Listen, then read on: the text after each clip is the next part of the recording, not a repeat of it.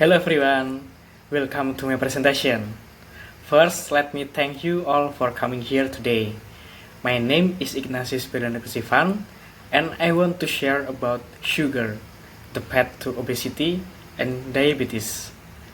Government should regulate sugar in sugary products. Next, I want to start the presentation with a question for you. Do you like to consume sugary products like cola, boba milk tea, or milkshake, candies, or cake, or something else? Yeah, I also like to consume sugary products, especially for drinks, because the weather in Yogyakarta is very hot.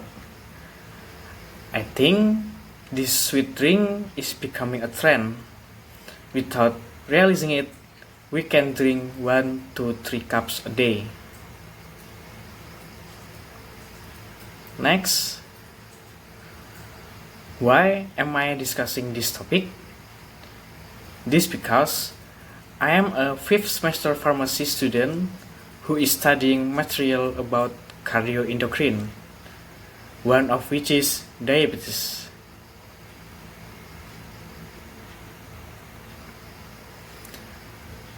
Next, the topic of my presentation is sugary products and their relationship to diabetes and obesity. The title is Sugar, the Path to Obesity and Diabetes. The government should regulate sugar in sugary products. And this is the preview about the material that I will present. First is about high level sugar contained in sugary products, maximum daily sugar consumption limit, the impact of consuming too much sugar, and the recommendation.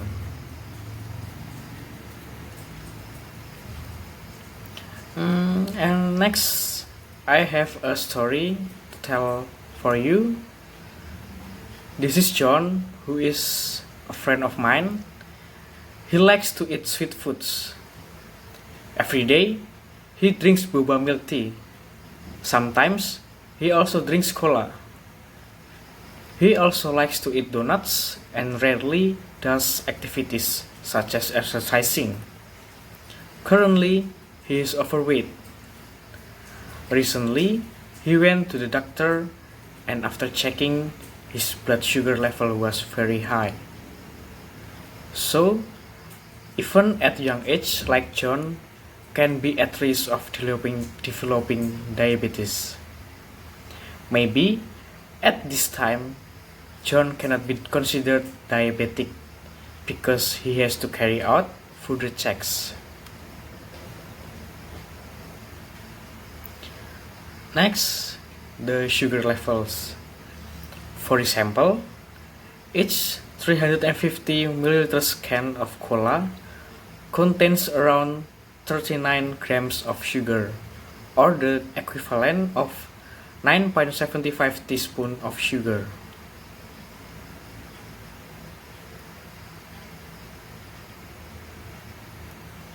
Next, about daily sugar limit.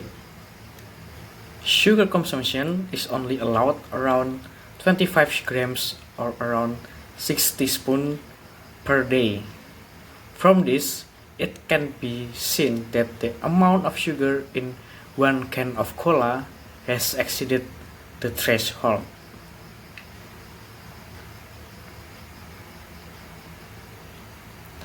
Next, the impact of too much sugar consumption. First is obesity. This obesity can occur due to consuming too much calories.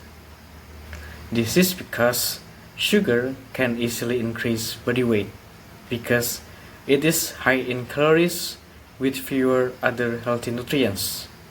For example, 2 tablespoons or 30 milliliters of corn syrup sweetener, which is commonly used to add sweetness to food, usually contains 120 calories. Sweetener is called empty calories because it is relatively high in calories but doesn't contain other nutrients such as vitamins, minerals, protein, fat, and fiber that the body needs to function optimally. The second impact is diabetes. Obesity is a risk factor for diabetes. This is due to the high amount of body fat, so that the formation of blood sugar occurs continuously. In addition, excessive sugar consumption can cause insulin to become resistant. That is, it is unable to carry out its task in metabolizing sugar into energy, resulting in an increase in blood sugar levels or hyperglycemia, which is risk of diabetes.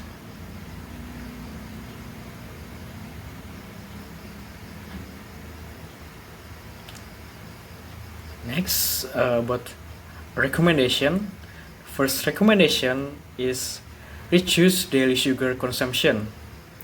Therefore, while we are still young, let's adopt a healthier life. Reduce our daily sugar consumption and try to consume healthy food. When outside the house, for example, we can bring a bottle filled with water so that we can reduce the possibility of buying sweet drinks. If you don't reduce your sugar consumption from now on, the impact may not be now, but could be in the next 5 to 10 years before you will develop diabetes. Next, the second recommendation is set the limits of sugar in sugary products. We can advise the government to set the limits on sugar in the ingredients of sweet products. If there are no limits on sugar in the ingredients of sweet products, the risk is that people will consume more and more sweet foods, and the incidence of the diabetes in Indonesia will increase. Next, the third recommendation is increase physical activity. Physical activity can reduce fat in the body so that the risk of diabetes is reduced. Physical activities that can be done are sports such as cycling or jogging for around 30 minutes twice a week.